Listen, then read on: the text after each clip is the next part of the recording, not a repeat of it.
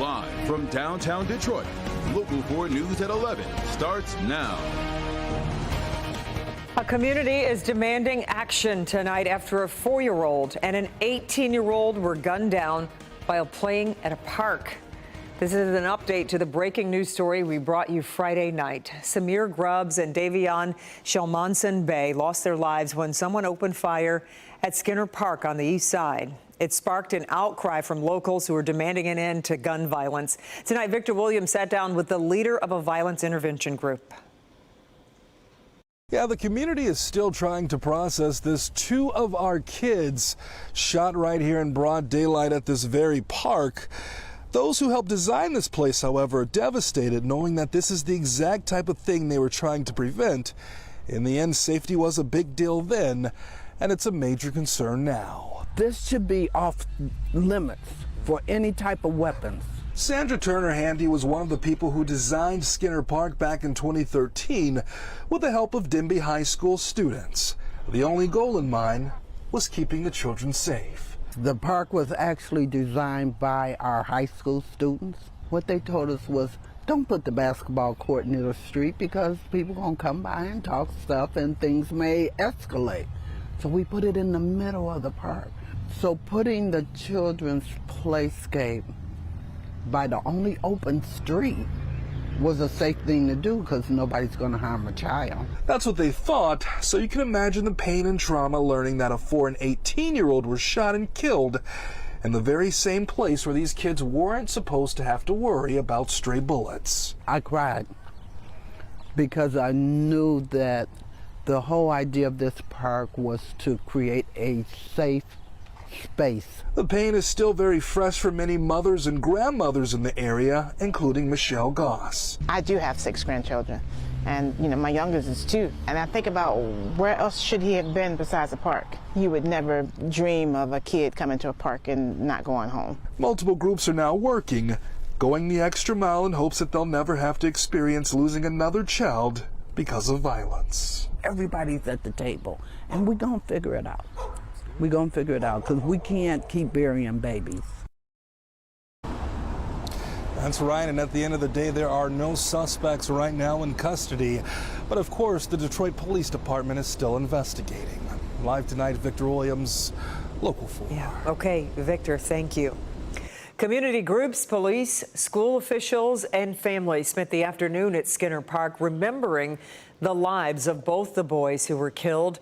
They also shared information about free programs available to help kids stay safe.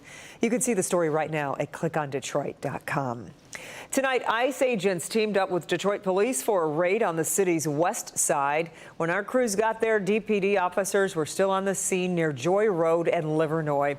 Police confirmed they were in town to arrest Marcos Batista, who they say is in the U.S. illegally from Honduras. They also say Batista has been deported twice before. Apparently, he tried to run from agents, but they tracked him down to a home, got a search warrant, and arrested him. Tonight, Senate Republicans are rushing to get President Trump's big, beautiful bill to his desk by Friday. We're taking a live look at the Senate floor where lawmakers are in the middle of a vote-a-rama, going through amendments one after another. The bill covers a lot of President Trump's promises, such as extending tax cuts and getting rid of taxes on tips and overtime. But it also changes Medicaid, adding work requirements for people to qualify. 2 Republican senators have already said they will not support it. So if just one more says no, the bill could fail. Also, new in the nation's capital, the White House is suing the city of Los Angeles over its so-called sanctuary city policy. The measure prevents city resources from going toward immigration enforcement. In the lawsuit, the DOJ alleges the policy interferes with the government's ability to enforce federal immigration law. The lawsuit also cites the recent unrest and alleges it was a result of the lack of cooperation. And new tonight in the high-profile case involving a quadruple murder in Idaho, Bryan Kohberger has agreed to a plea deal to avoid trial. The 30-year-old Kohberger is accused of fatally stabbing 4 University of Idaho students in their apartment back in 2022. Kohberger was slated to go on trial in August after previously entering a not guilty plea. The family of victim Kaylee Goncalves posted on social media saying, quote, "They are beyond furious at the state of Idaho. They have failed us." All right, after some spotty showers and storms this afternoon, the skies are much more calm tonight. Forewarned meteorologist Ron Hilliard is tracking it all for us. Ron, at least the rain came before the 4th of July.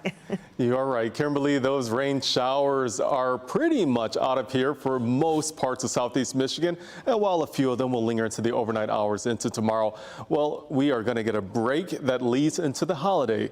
Here's what we're seeing right now in Mount Clemens. It is a dry night for us in Mount Clemens, and again, dry in most parts of town. But I'm going to show you where there's some rain still falling.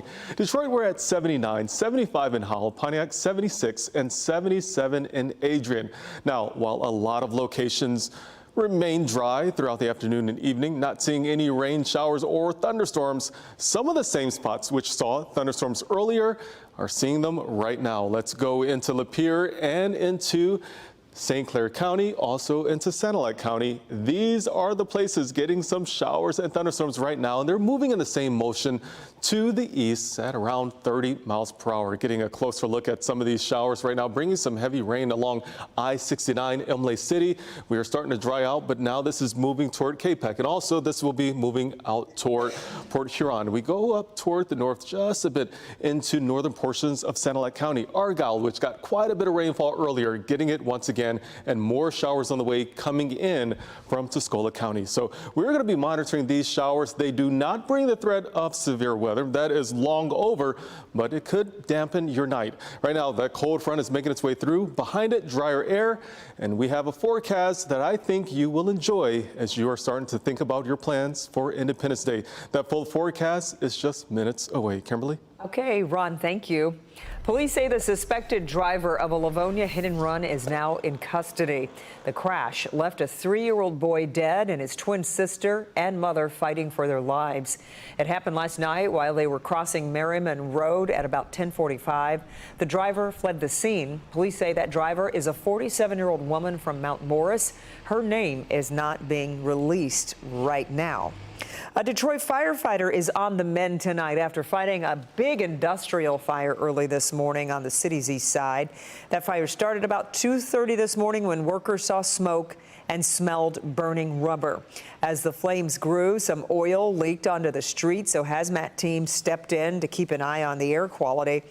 This facility has had odor complaints before, back in 2018, 2020, and 2022. Luckily, no employees were hurt, and the firefighter who was injured is expected to be okay. A bottle of Faygo Red Pop helped police end a hostage situation Friday night at Mercantile Bank. Started when a man walked in and took a woman hostage. During the standoff, he asked for Faygo Red Pop. Officers attached the soda to a drone and flew it close to him. And while he was focused on the drone, a trooper took a shot and killed him. Police say the hostage was not hurt.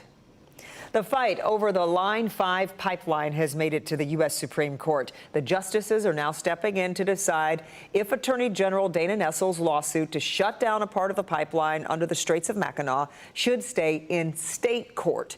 Nessel wants to cancel the permit that lets the pipeline run, pointing to environmental concerns. Enbridge tried to move the case to federal court, but it got sent back to state court last month. The Supreme Court didn't say why they took the case. Go to clickondetroit.com for a breakdown of the entire legal battle and what's at stake. You can search Karen Drew's investigation under the Specials tab. The DNR is delaying the completion of the new 10-year state forest management plan. The department says it's due to the ongoing recovery up north after devastating ice storms back in March.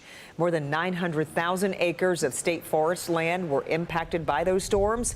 Officials are actively surveying the damage and have already started timber harvests to recover what they can.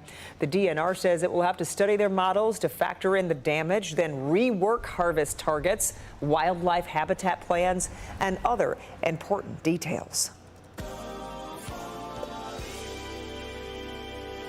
For many children, summer break is a time for fun, but for thousands of other children in Southeast Michigan, it can also mean empty plates. Today, we got together with the Gleaners Community Food Bank to change that for this month's Go For It event. Thanks to the help of dozens of volunteers, we packed 18,722 food meals. Our Ty Steele has a look at how these meals will make a difference. Hunger does not take a break for the summer. It's a full day, a full morning of community service and giving back, and that makes it feel that much greater. Local 4 teaming up with Gleaners Community Food Bank in Taylor for our Go For It campaign, Hunger Free Summer. As a community, I think we need to help each other. Dan Graustein is one of about 100 volunteers on Monday who are packing nutritious boxes of food to be distributed to more than 300,000 food insecure kids in Southeast Michigan. No way that can happen without these volunteers. They are literally the lifeline. We distributed something like 51 million pounds of food last year, but that's not something we could do without people who come out. This group packed almost 1,300 boxes of food in just a few hours. 10,620 meals for families and children. The stats are shocking. 1 in 5 kids in our area rely on free breakfast and lunch during the school year, so the need for volunteers and food spikes in the summer. It's only a couple hours, so it's no harm in doing it. Once the boxes are packed, they're shipped to a network of 350 partner agencies, providing more than 120,000 meals every day. You gotta work hard. I gotta get back to work. And that was our Ty Steele reporting there. And we thank you so much to everybody who came out to help us today.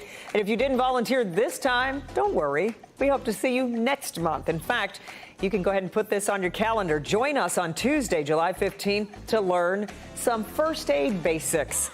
You can sign up right now by scanning the QR code on your screen or just go to our website, clickondetroit.com.